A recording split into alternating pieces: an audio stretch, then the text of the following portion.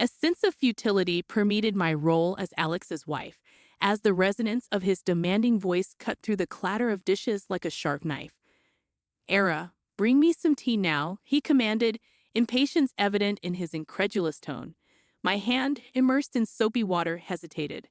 "Hold on, I'm doing the dishes," I responded. His disdainful interruption came swiftly. "Stop that and bring me the tea quickly.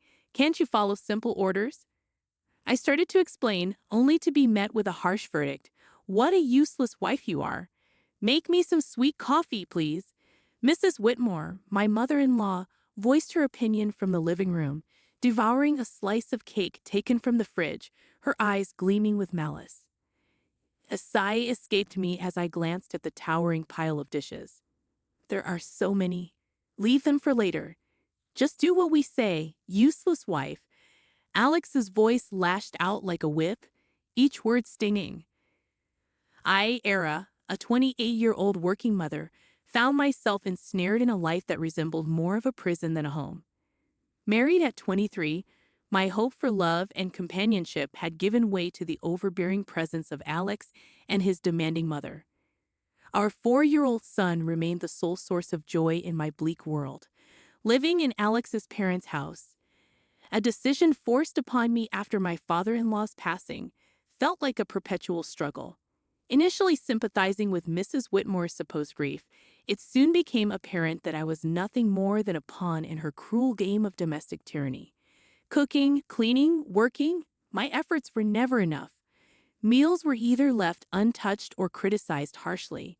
"The stir-fry is so half-hearted," Mrs. Whitmore would scoff. "I'm busy and can only make simple things," I'd respond, attempting to keep my voice steady. "That's why I hate backtalk from a daughter-in-law," she'd snap. Their cruelty escalated over time, shifting from harsh words to a chilling silence, ignoring me entirely as if I were a ghost haunting my own home. 5 suffocating years passed, and as Alex and I turned 35 and 33 respectively, the oppressive atmosphere remained unchanged. My mother-in-law, now 63, seemed to thrive on my misery. One evening, as I trudged home from work, a heavy realization settled over me. My existence seemed pointless in their eyes, a shadow unseen and unheard. The only voice that acknowledged me was that of my son, and the thought of losing even that small recognition became unbearable as I returned home. I initiated the cooking process immediately, attempting to push away the gloom that had settled in. I prepared mapo tofu, fried chicken, and a stir-fry with bell peppers and pork, hoping to infuse some semblance of normalcy into our dinner. "Bring me the mayo," Alex abruptly commanded, breaking his long silence. "Sure, here you are," I replied, handing him the mayonnaise. His first words to me in ages were not of gratitude or conversation, but a mere order. It proved to be the final straw, the breaking point of my patience and tolerance. The evening took a turn for the worse when Mrs. Whitmore demanded, "Clean the toilet." "What now?" I gasped. "Yes, now," she insisted, her voice dripping with venom. Unable to contain my frustration, I snapped back. "Don't say such a thing while we're eating. It's nasty, just like your heart," she hissed. Our argument escalated quickly, with Alex interjecting, demanding I apologize to his mother. However, I refused, standing my ground for the first time in years. The conflict reached its peak, and in that moment, a decision crystallized within me. I needed to escape this toxic environment, not just for my sake, but for my son's as well. Retreating to my room, my resolve hardened. I downloaded divorce papers, filled them out, and slammed them in front of Alex. His shock was palpable, but I felt nothing but a cold determination. "I'm filing these," I declared, my voice steady. Facing my husband's bewildered expression, I realized I had finally stepped out of the shadows. It was time to reclaim my life. The days following my declaration of divorce were a whirlwind of cold glares and biting remarks. However, amidst this storm, I found an unfamiliar sense of liberation. One evening, as I served dinner, Mrs. Whitmore looked at the meal with disdain. "You call this food? Even a child cooks better," she remarked. Biting my tongue, I focused on my son's smiling face And Alex chimed in sarcastically, "Oh, playing the perfect mother now, are we? What a joke." I sensed the anger simmering within me, yet I maintained my composure. "I'm just trying to make a nice dinner for our son," I stated calmly. Mrs. Whitmore snorted dismissively, saying, "Don't act high and mighty. You're just a burden in this house." The tension at the table became palpable, with Alex's attempts to belittle me only intensifying. "So, Era, have you thought about how you'll survive after the divorce? You can barely keep a house, let alone your own life," Alex remarked. I looked him straight in the eye, asserting, "I have been supporting this family for years. I'm not worried about taking care of myself and our son." His smirk faded slightly, a flicker of unease crossing his face. Mrs. Whitmore quickly intervened, saying, "Don't be absurd. You need us more than we need you." The conversation turned to finances, a topic they usually avoided. "You do realize that without my salary, this household would crumble," I stated, more to myself than to them. Mrs. Whitmore scoffed, claiming, "We'll manage. We don't need your pity money." However, Alex's silence spoke volumes. He knew the truth. Without my income, they would be in dire straits. In the following days, their behavior became increasingly erratic. Mrs. Whitmore oscillated between trying to sweet-talk me into staying and hurling insults when I didn't comply. Alex, on the other hand, seemed lost, his arrogant facade crumbling as the reality of his financial dependence became undeniable. One afternoon, I overheard a conversation between them that chilled me to the bone. "She can't leave us like this," Alex hissed. "We need her money." Mrs. Whitmore's reply was cold and calculated. "Don't worry. I have a plan. We'll make her life so miserable she won't dare to leave." Hearing their true intentions laid bare was a revelation. They didn't care about me or our son. It was all about control and money. That night, as I lay in bed, a plan began to form in my mind. If they wanted a battle, I would give them one, but it wouldn't be fought with words or petty arguments. I would get them where it hurt the most: their pride and their pockets. The next morning, I started putting my plan into action. I contacted a lawyer, a sharp and renowned woman. "I want a divorce, and I want to make sure they don't get a penny more than they deserve," I told her. She nodded, her eyes glinting with determination. "We'll make sure of that. You've been the sole breadwinner, right? We'll use that." As the days passed, my resolve only grew stronger. I embarked on the task of documenting everything: the insults, the financial manipulation, even the smallest grievances. It was time to turn the tables, time for them to face the consequences of their actions. As I built my case, a sense of empowerment filled me. For the first time in years, I felt like I was in control of my own destiny. The shadows of discontent were slowly lifting, and in their place, a new dawn was emerging.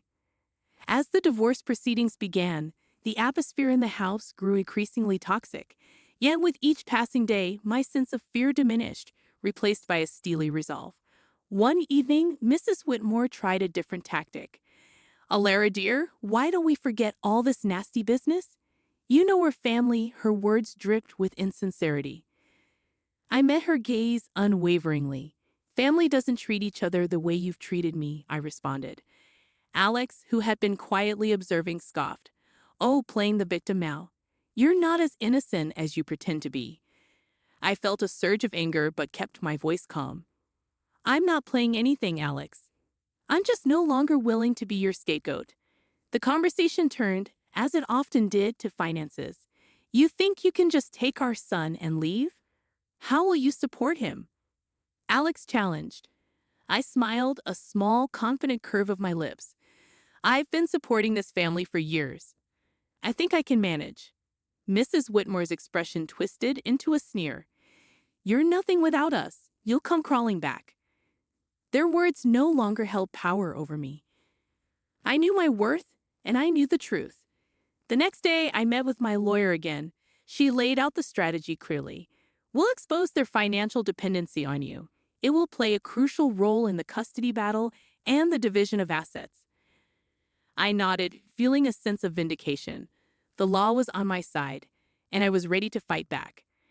At home, the tension reached a boiling point. Mrs. Whitmore's attempts to undermine me became more desperate. "You think you're so smart," she spat one evening, "but you're just a cold-hearted woman abandoning your family." I looked her straight in the eyes. "No, I'm a woman who's finally standing up for herself." "I'm done," I declared. Alex jumped in, his voice laced with venom. "You'll regret this. You can't survive without me." However, his threats fell on deaf ears. I was done being intimidated. As the days went by, my preparations for the court battle intensified. I gathered financial statements, recorded their abusive remarks, and collected evidence of their negligence. One afternoon, as I was organizing my documents, my son came to me. "Mom, are we going to be okay?" His voice was small, uncertain. I pulled him into a hug, feeling a surge of protectiveness. "Yes, sweetheart, we're going to be just fine. We're leaving this place, and we're going to start a new, happy life. Just you and me." His arms tightened around me, and in that moment, I knew I was making the right decision. I was fighting not just for myself, but for my son's future. The day of the court hearing loomed closer, and with it, a sense of impending freedom. I was ready to face Alex and Mrs. Whitmore, ready to end their reign of control and emotional abuse. I was determined to reclaim my life and give my son the peace and happiness he deserved. It was time for justice, and I was determined to see it served. The day of the court hearing arrived, a day I had been anticipating with a mix of dread and determination. As I sat across from Alex and Mrs. Whitmore in the courtroom, I felt a sense of surrealism. This was the moment where everything would change. The proceedings began with a cold formality. Alex's lawyer portrayed him as a devoted husband and father struggling under the weight of false accusations. Mrs. Whitmore played the part of the grieving mother-in-law wronged by an ungrateful daughter-in-law. However, their performance was transparent, their lies brittle. When my turn came, I spoke clearly, my voice steady. "I have been the sole provider for this family for years. My husband's employment and his mother's manipulation have been constant sources of strain." Alex interjected, his voice laced with false hurt. "Alara, how can you say these things? I've always supported you." I turned to him, my gaze unwavering. "Support is more than just words, Alex. It's about actions, and your actions have shown nothing but selfishness and cruelty." The judge listened intently as I presented my evidence. Financial statements, recordings of their verbal abuse, and testimonies from neighbors who had witnessed their behavior. The truth was undeniable, and as the evidence mounted, Alex's facade began to crumble. Mrs. Whitmore's composure cracked, her mask of innocence slipping away. The courtroom was silent, the air thick with tension. Then came the revelation that sealed their fate. My lawyer presented photographs and documents proving Alex's infidelity and Mrs. Whitmore's illicit affair with a wealthy neighbor, Mr. Harwood. The courtroom erupted in murmurs as the images were displayed, showing them in compromising positions. Their deception was laid bare for all to see. Alex's face turned ashen, his eyes wide with shock. Mrs. Whitmore's expression twisted into one of fury, her hands trembling. "You invaded our privacy." Mrs. Whitmore shrieked, her voice shrill. I looked at her, my voice calm but firm. "No, I exposed the truth, a truth that you both have been hiding for too long." The judge called for order, but the damage was done. Their credibility was shattered, their lies exposed in the harsh light of the courtroom. As the hearing came to a close, the judge's verdict was clear. I was granted full custody of our son, and a fair division of assets was ordered. Alex and Mrs. Whitmore were left with little more than their shattered reputations. Walking out of the courtroom, I felt a weight lift off my shoulders. The years of manipulation and emotional abuse were finally over. I had stood up to my oppressors and emerged victorious. The sweetest moment came when my son ran into my arms outside the courthouse, his face bright with relief and happiness. "We did it, Mom," he said, his voice filled with joy. "Yes, we did," I replied, holding him close. "We're free now. It's just the beginning for us." As we walked away hand in hand, I knew that this was not just a victory for me. It was a victory for every person who had ever been made to feel small, powerless, or unworthy. It was a victory for truth and justice, the start of a new chapter filled with hope and the promise of a brighter future. The aftermath of the court ruling was immediate and tumultuous. Word of Alex and Mrs. Whitmore's deceit spread like wildfire, tarnishing their reputations in our small community. They were no longer able to hide behind their facade of respectability. In the days following the verdict, societal judgment and consequences awaited them. I concentrated on rebuilding my life with my son, finding solace in the satisfaction that Alex and Mrs. Whitmore were facing the consequences of their actions. One evening, as I prepared dinner, I received an unexpected visitor, Mrs. Harwood, the wife of Mr. Harwood, with tearful eyes. "Alara, I heard about everything. I can't believe what Sylvia, Mrs. Whitmore, did." Her voice broke, and the pain etched on her face was evident. Inviting her in, I offered a cup of tea, and as we sat at the kitchen table, she poured out her heart. I trusted her as a neighbor, as a friend, and to think she was having an affair with my husband, she said. I listened, offering words of comfort. It was clear that Mrs. Whitmore's actions had caused more damage than she had ever anticipated. The next day, I encountered Alex in town. He was a mere shadow of the man he once was, his arrogance replaced by a look of defeat. "Alara, please, can we talk?" he asked, his voice barely above a whisper. I stopped, facing him.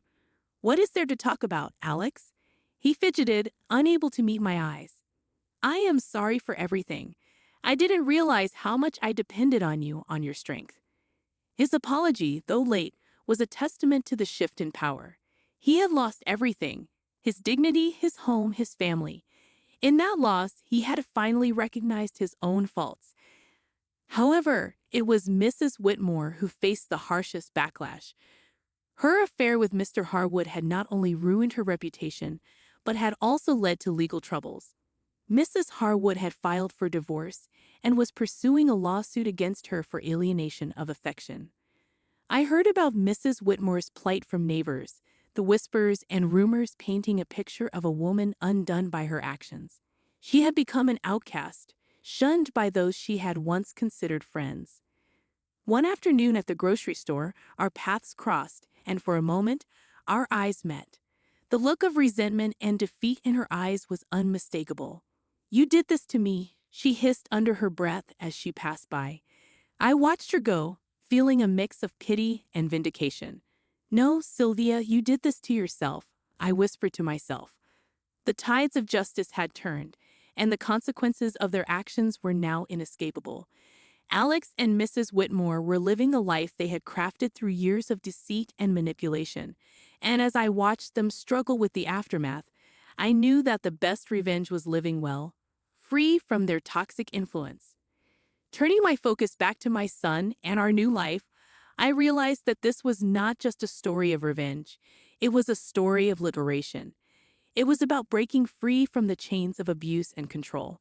As I looked to the future, I knew that the best was yet to come.